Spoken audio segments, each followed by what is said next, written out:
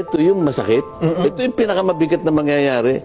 Makukulong silang lahat yan pag nangyayari. Yan ang babala ni Senador Rodante Marcoleta sa mga congressman na pumirma pabor sa impeachment ni VP Sara na ngayon ay ipinagpapaliwanag ng Korte Suprema. As to the article of impeachment transmitted to the Senate, ito na yung tinansmit. Oo. Whether each of the members of the House of Representatives had time to peruse the charges and evidence before affixing their consent. Ano ibig sabihin yun? Oh, may panahon ba sila? Yung Perus, yung babasa niya yun. Ayun.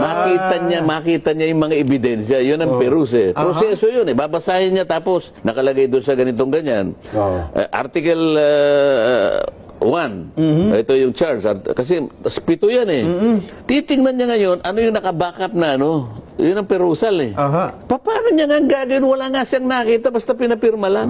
Pagkatapos siya kasi magsusubscribe, ito yung masakit. Ito yung pinakamabigat na mangyayari. Makukulong silang lahat yan pag nangyayari. Bakit? Isipin mo, susumpakan gano'n. Hindi man maalam. Hindi sinabi mo na Nabasa ko rin. personal mong nalalaman na totoo lahat ito nabasa mo lahat base sa mga ebidensyang kalakip nito ni hindi mo nakita yung article, hindi mo nakita yung ebidensya, pagkatapos susumpa ka, huwag mong bibiruin ang proseso ng korte. Nakukulong naman. Kung halimbawa nasa harap ka nandiyan, dyan lang sa ano yun, hindi ka makakaway, kukulong ka niya. Ganun pala yan.